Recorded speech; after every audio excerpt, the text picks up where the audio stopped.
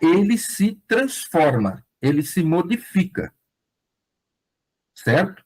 Então, lá no plano espiritual, se eu quero aparecer como um caboclo, eu penso, ponho a vontade dentro de mim e o meu perispírito me transforma em um caboclo, que nem esse aqui do lado. Ou se eu quero parecer um preto velho assim, igualzinho a esse, com barbinha, cabelo branco, fumando cachimbo, arqueadinho, o que os espíritos superiores fazem? Eles, através do pensamento e da vontade, eles se transformam naquela forma. Quando vai dar a comunicação aqui embaixo para o encarnado, o médium, como que ele aparece? Ele aparece nessas formas. Ok? A comunicação mediúnica é feita através de perispírito. Então, perispírito de médium com perispírito do espírito. Perispírito com perispírito. Se o perispírito aqui do desencarnado, do mentor, está na forma de um preto velho, quando o médium for incorporado, ele vai se sentir, ou ele vai sentir a necessidade de estar daquela forma. Ok? Então, às vezes não quer dizer que esses irmãos que a gente recebe, esses guias que a gente recebe na Umbanda, eles foram ou são realmente pretos velhos, caboclos, boiadeiros, ciganos, Exu. Não, ele pode ser um mentor, uma hierarquia maior, mas ele modifica o seu perispírito, se apresenta ao médium daquela forma, o médium daquela forma vai se sentir e vai passar a comunicação daquele jeito. Para quê?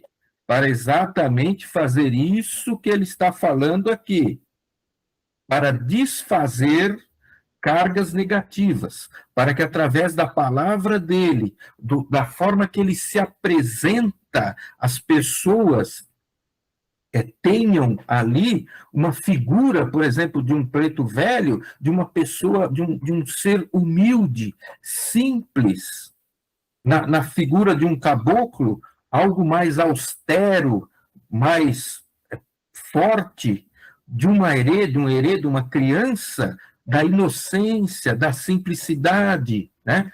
Mas isso para deixar a palavra, para que aquele consulente, aquele que está vendo aquilo, ele comece a modificar o seu pensamento. Tá? Então, é para isso que foi criada a Umbanda, é para isso que esses espíritos começaram a vir, a se modificar e a entrar na Umbanda desta forma. É claro que também, nós vamos ver que também muitos negros, caboclos e outros que também tiveram uma encarnação aqui no Brasil e viveram daquela forma, mas também já tem um certo grau de conhecimento, um certo grau de bondade, de moral, também vão poder vir e falar através do médium, tá? É as duas coisas. Então, a Umbanda seria o elo de ligação com o alto, penetraria aos poucos nos redutos de magia negra e nos terreiros de candomblé, os quais ainda se mantinham enganados quanto às leis de amor e caridade, e iria transformando com as palavras do preto velho, ou as advertências do caboclo, o sentimento das pessoas. E para isso, meu amigo, era necessário que elevados companheiros da vida maior reunissem a certos métodos de trabalhos considerados mais elevados, renunciassem, né, a certos métodos de trabalho considerados mais elevados e se dedicassem às atividades que a Umbanda se propunha. A esses companheiros de elevada hierarquia espirituais junta-se espíritos de antigos escravos e índios que serviam por muito tempo nas fazendas e nos arraiais da terra do Cruzeiro. Em sua simplicidade e boa vontade, propuseram-se a trabalhar para demonstrar ao homem branco e civilizado as lições sagradas da Umbanda. Então, está aqui o Anselmo falando que, além desses espíritos superiores, também espíritos de negros, de índios e outros que também tiveram encarnações aqui, mas já estavam numa condição muito melhor, também iam vir para ajudar, para fazer a Umbanda, trabalhando na Umbanda, modificar essa egrégora e trazer, através da palavra de carinho, de caridade, de amor, né, que estava dominando ali, na verdade, era o ódio, a raiva e tudo mais. Nós temos que lembrar, como eu falei, que quando a gente desencarna em certa religião, não quer dizer que eu depois vá passar para uma outra, tanto na espiritualidade como aqui. Eu continuo sendo, por exemplo, do candomblé quando eu desencarno. Mas se eu estou um pouquinho melhor, por que não eu vir numa Umbanda? Vir os conselhos desses espíritos superiores ou desses espíritos mais simples, mas que já têm uma certa moral, um certo conhecimento, e através da palavra eles vão nos modificando. Porque nós temos que lembrar que isso é outra coisa. Os nossos rituais, por exemplo, dentro da nossa casa, da Umbanda, aqui no centro, eles não são só para atender espíritos encarnados. Ali na assistência, nós temos 20 pessoas. Se vocês conseguissem ver no plano espiritual a quantidade de espíritos que eu tenho ali, vendo e participando dos trabalhos, vocês ficariam abismados. Porque eu não trato só de encarnados. Ali, na hora do meu trabalho, do trabalho mediúnico, eu estou tratando de espíritos encarnados e desencarnados. As portas estão abertas para todos aqueles que querem conhecer a palavra de amor, de caridade, de carinho, que necessitam de um atendimento. Então, os benfeitores, eles deixam entrar esses espíritos, eles trazem esses espíritos, conduzem esses espíritos para dentro dos terreiros de Umbanda, para dentro dos centros espíritas de Kardec, para dentro de uma igreja católica, para que ele ouça a palavra, para que ele veja como é que é aquela manifestação e aquilo ajude ele a se modificar, tá? Porque a gente fica muito preso no terra, né? Na matéria. E a religiosidade não é só matéria, não é só material. Principalmente no caso da Umbanda e do kardecismo.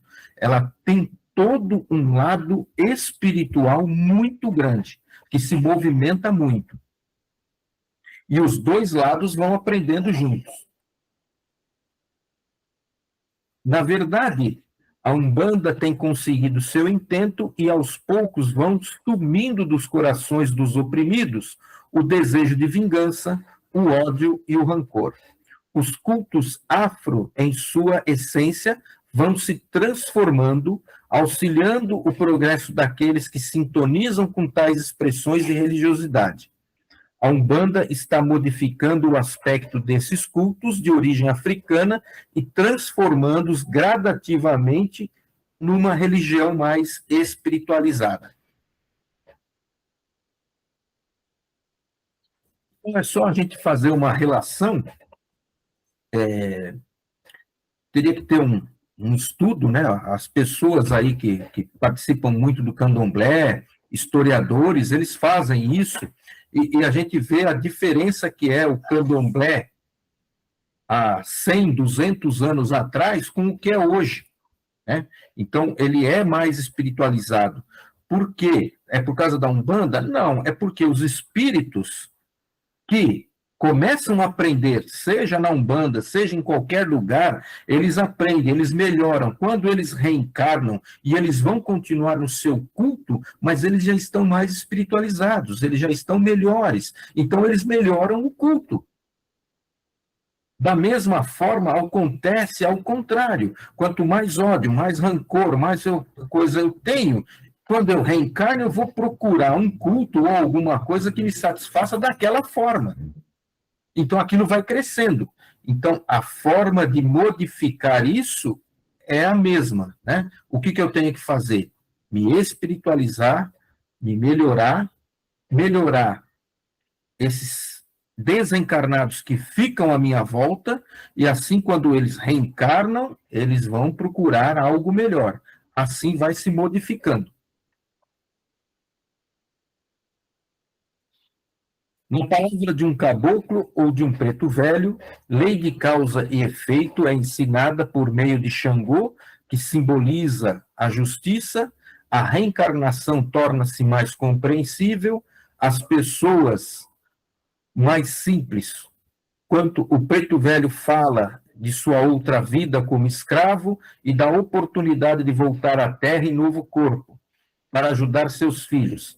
A força das matas, das ervas, é ensinada na fala de Oxóssi, o amor é personificado em Oxum, e a força de transformação, a energia de vitalidade é representada nas palavras de Ogum.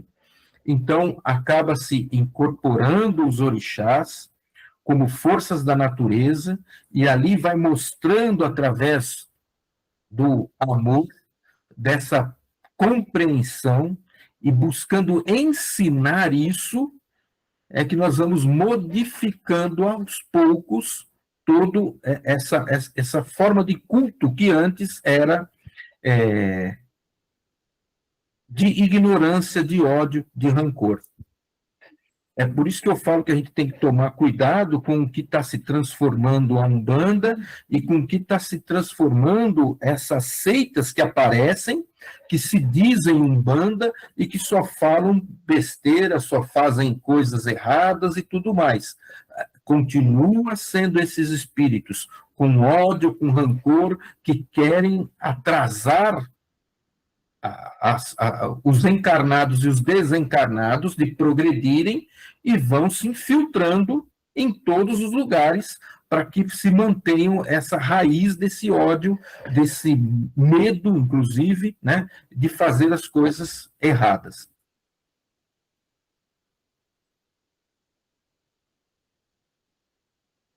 Considerações, né, que nós falamos. O que nos traz o livro Brasil, Coração do Mundo, Pátria do Evangelho, do autor espiritual Humberto de Campos, psicografado por Francisco Cândido Xavier? O espírito Humberto de Campos, em seu livro psicografado por Chico Xavier, e que tem como título estas palavras, né, Brasil, Coração do Mundo, Pátria do Evangelho, nos afirma que Jesus transportou a árvore do Evangelho da Palestina para o Brasil. Somos a miscigenação do branco injustiçado. Muitos dos portugueses que para cá vieram banidos do seu país eram inocentes, não mereciam aquela punição, do negro escravizado e do índio ser em primário estágio evolutivo. Somos o resultado da união dessas três raças, e de cada uma delas tem características. Do branco injustiçado temos a inquietação diante da injustiça, do negro escravizado temos a submissão e aceitação da dor e do sofrimento, e do índio temos a indomabilidade. Então, foi o que eu falei.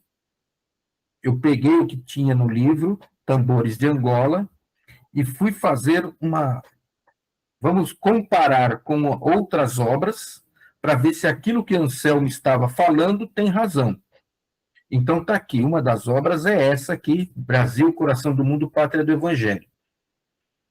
Que ele realmente fala que a árvore de Jerusalém foi trazida para o Brasil, né? Porque lá em Jerusalém, a gente vê hoje, inclusive, as guerras, a confusão que é lá. Imagina como é que o Evangelho do Jesus ficaria lá, nem existiria, nem existe mais. né? Então, foi mandada para um lugar onde aqui poderia crescer e se desenvolver e também se espalhar.